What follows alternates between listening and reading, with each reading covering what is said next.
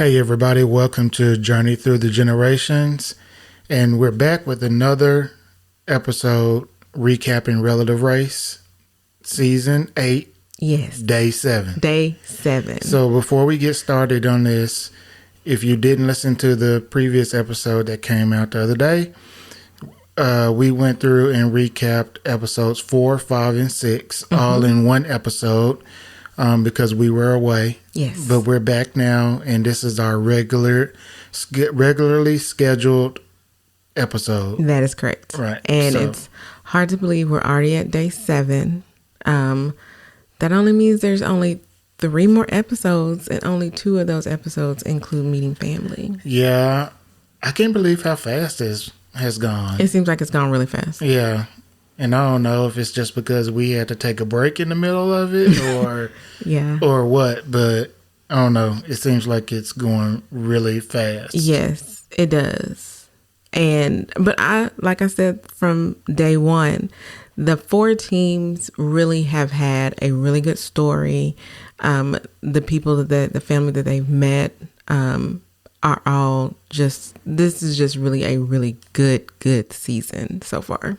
Yeah, and it's because there's the dramatics of a person who has been adopted. Yes. And not knowing a whole piece of their family. Right. And it literally is every time they meet. It doesn't really matter which team, but whoever they meet that day gives them an additional piece of the puzzle, and they're able to really honestly put their family together and the story of their adoption and their family together. And it's just amazing. Yeah, I'm glad that these family members are participating. And what we found out in this episode is that Jarrell's father's side of the family decided not to participate. Correct. In the show. In the show, yes. Which is totally okay. And I think we were talking about is like, hopefully they want to be a part of Jarrell's life. Right. But maybe they just didn't want to be on TV. Right. Which is, I could totally understand that. And I remember from Roots Tech a few years ago, Dan did mention that they have reached out, that Relative Race has reached out to family members, and they say no, that they don't want to meet them on TV. But once they give them all the information at the end of the season, that they are able to reach out to them, and then they make the connection off camera. So hopefully that's what'll happen. Yes, that's good. And the good thing about it is that Jarrell found out that his father had passed away. And he was able to get his obituary. Yes. Gold mine of information. Yes. So yes, even if that side of the family didn't want to participate, period, whether it's on the show or not, at least he has some names. Yes. And maybe he can contact some of those people and maybe, somebody wants to help out. Yeah, and you also have to remember that they, Relative Race, they do have professional genealogists on staff, and that's kind of how they piece everything together along with the DNA. So I'm sure that he can have them help him or give them whatever they've already done for the season to be able to piece it together, even if they don't want to be in contact with him. He'll at least get the information about his father and their parents and go on census records like we all do. So hopefully he'll be able to do that. But my hope is that they actually do get in contact and he's able to at least meet some of them eventually. Yeah. Anything else interesting at the beginning? Not necessarily the beginning, but something that I did think about when I was watching this show is that this season, I think, is like the season of the teams meeting a lot of young people.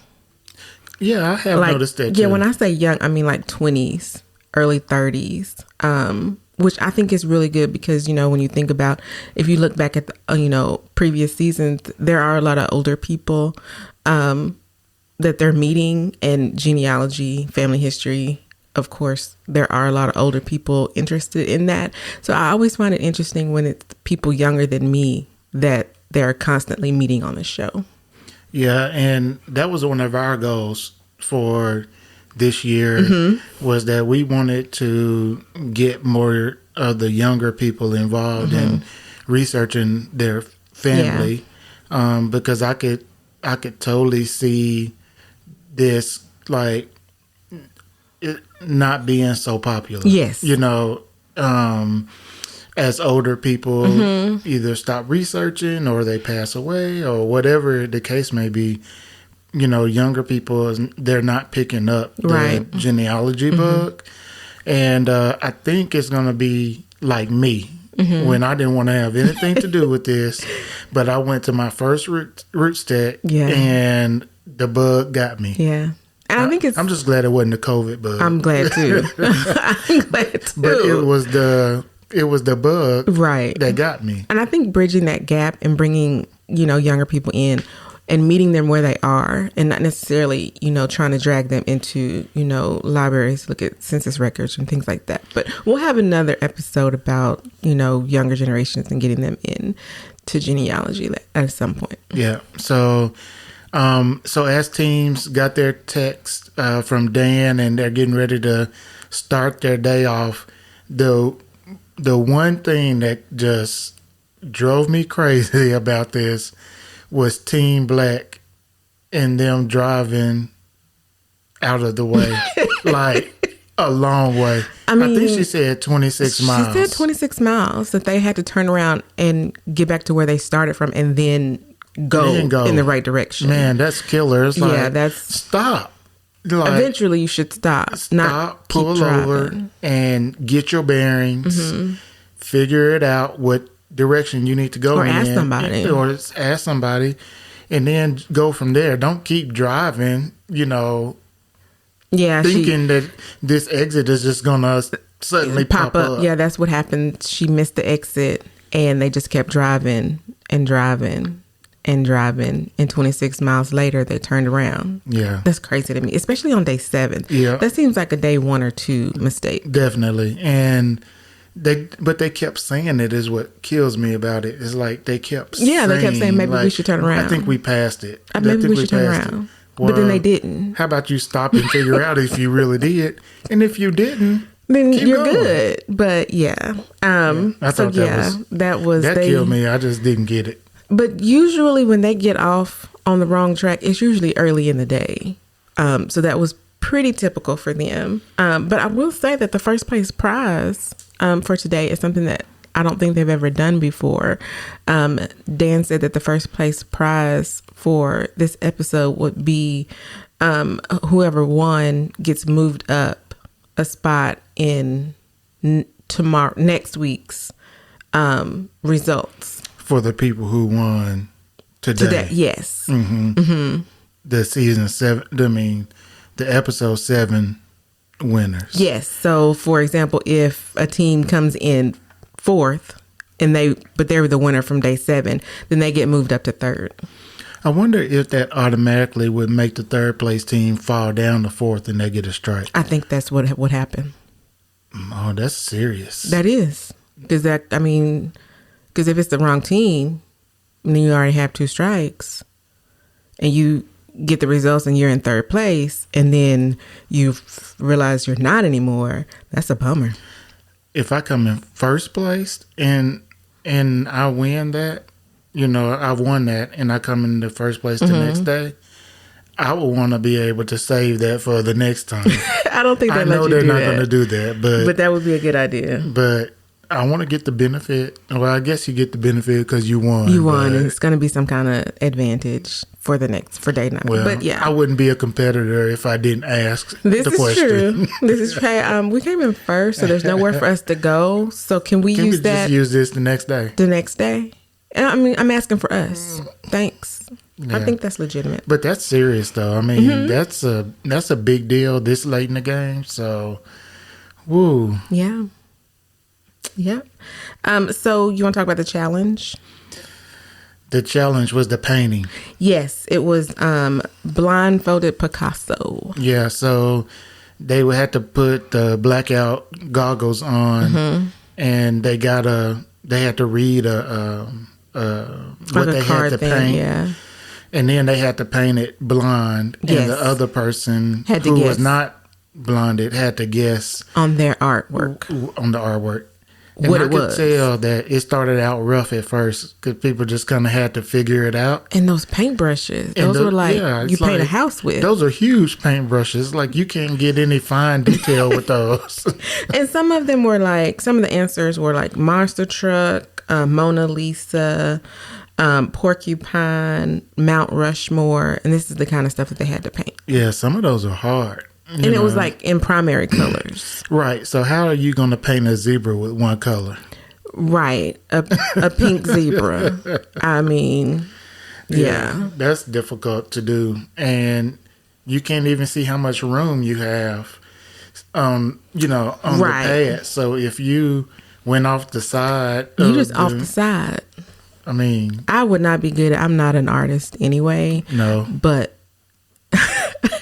But I would have struggled with that, and I would struggle trying to figure out what you were painting because I need some different colors. Can you paint a little smaller? Can you give me some details? I can imagine we wouldn't do well on that one. Yeah, I think I would do okay on that for some of those things. Mm-hmm. Some of them was just really hard, but something like, say, I think one of them was the United States. Mm-hmm. And then I'm like, okay, so when you're drawing, how do you know the most distinctive part about the United States is Florida, right? And Texas. And the Northeast, I think. Yeah. Mm-hmm. And so, but what if I'm painting and Florida ends up in the Northeast? How do you, they did a real good job on it because it looked just like it. Yeah. But. And I would say Team Green, they did a really good job, but they said that because they have a bunch of kids and they do finger painting a lot. But I think everybody else, it was a learning curve, but eventually they all got it and they were able to, because they had to get 5 right and they had a time limit. So if you went over how much ever the time was, then you had to do a new clue. Yeah. Yeah, that was wild. Yeah, it was. Yeah, no, I'm glad I didn't have to do that. Yeah. So yeah, everybody finished their paintings and got all the answers right. They got the addresses of their relatives. And this is the risk that you take when you have to ask people where a street is.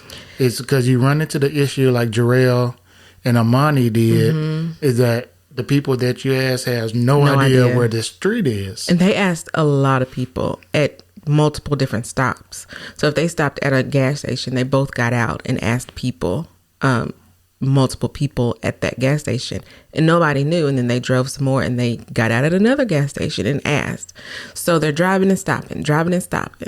So yeah. And then, but then Team Blue also stopped and asked for directions, but they stopped at a restaurant. Was it a pizza place? Yeah, I think it was a pizza place. A carryout place. But they said that was the whole premise that they wanted to do, was to ask a delivery person. Mm-hmm. And they said they got turn-by-turn directions. So I guess it just depends on who you ask and where you are.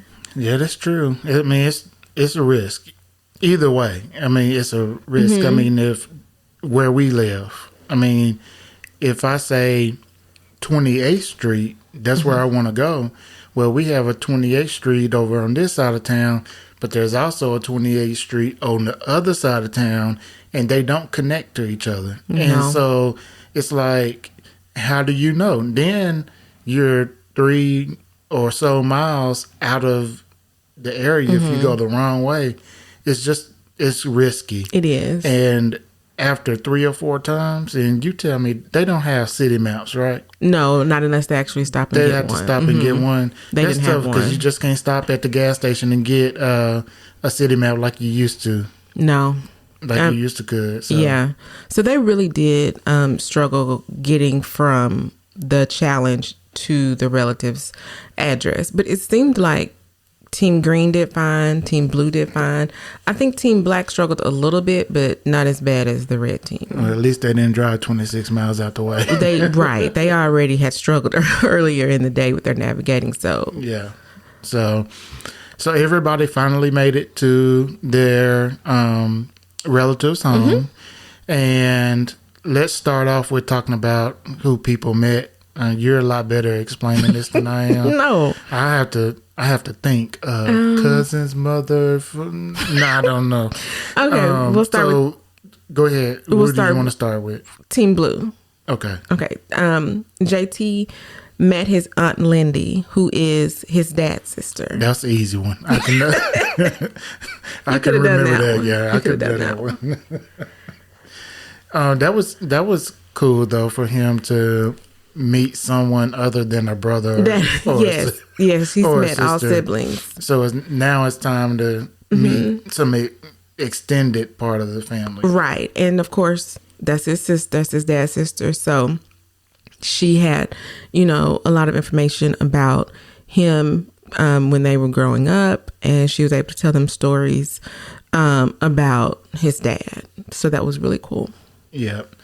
And then Team Green, Steven met, I remember this one. Okay. I know this one. Met his nephew. And it's funny because he kept saying, I'm an uncle. I'm an uncle. Met his nephew. It was his sister's son. I don't remember the sister's name. Becky. He actually hasn't met Becky yet. Right. And he was able to show a picture of her to Steven. And they really do. They do look favor. Yeah. So. Yeah, they do look alike.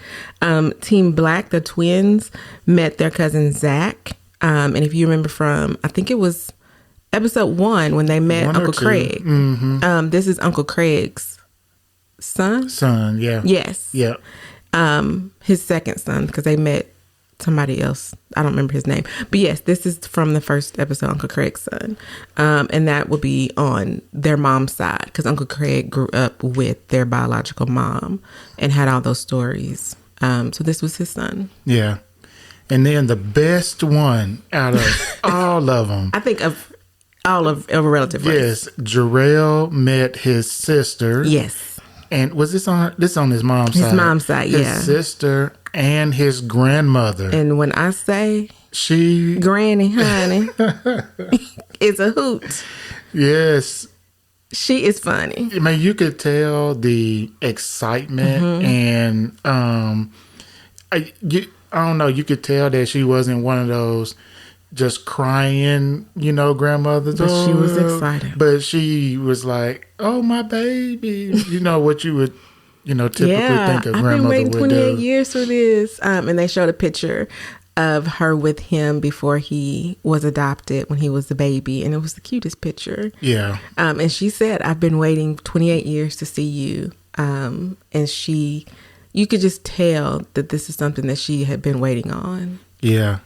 And she was very funny and hilarious. Yeah.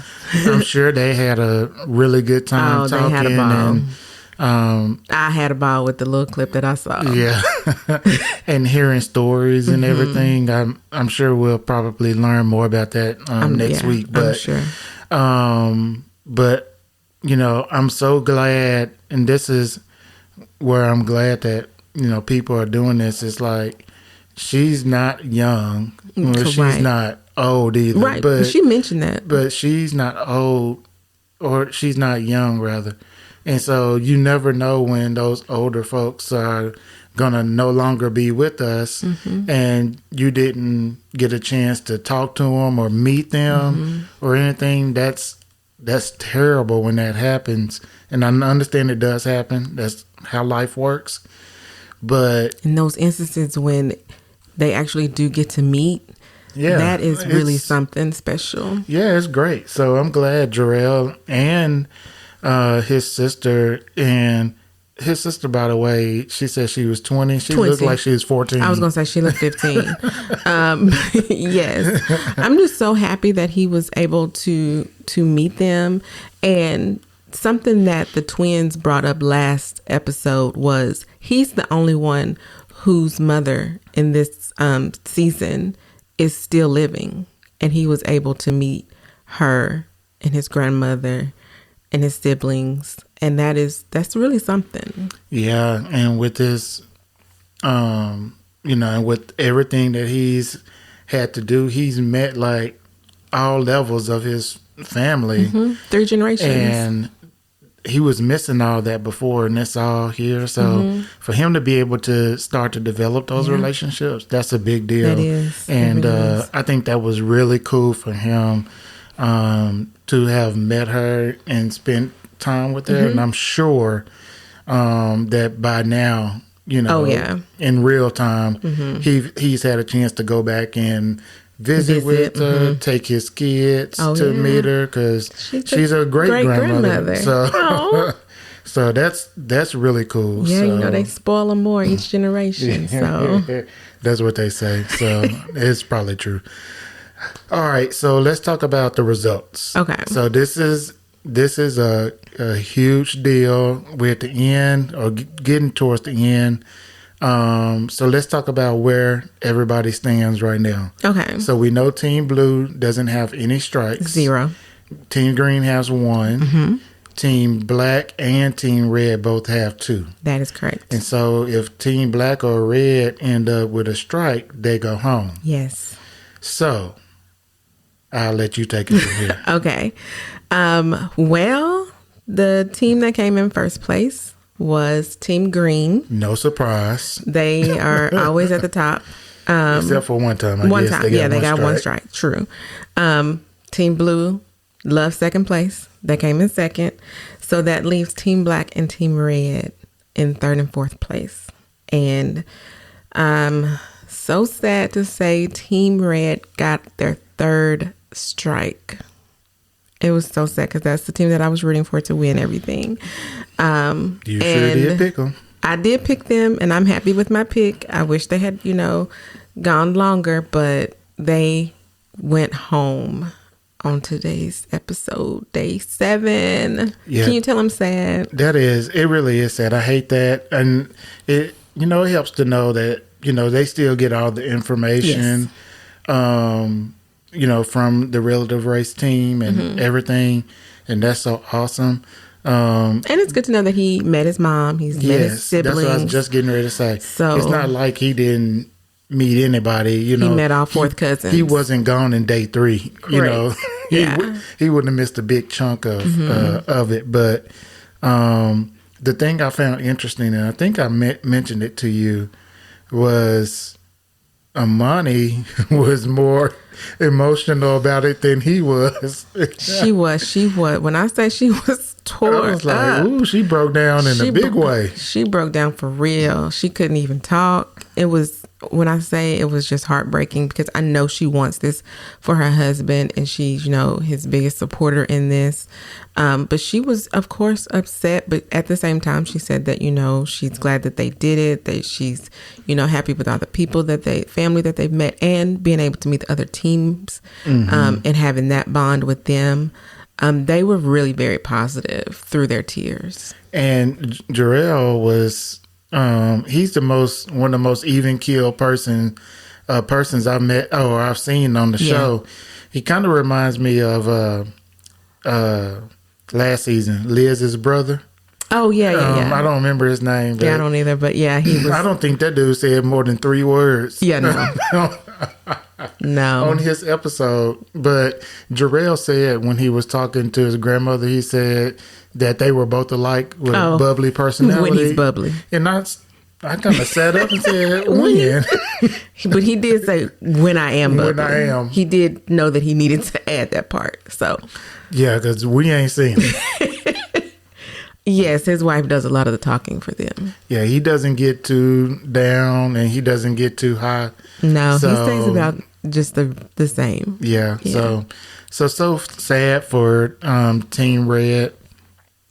I'm so glad you got a chance to meet your family, Jarrell, and hopefully this starts you on a long relationship with all the family that you have met. Right, and you're going to meet people you absolutely are going to meet in the coming days.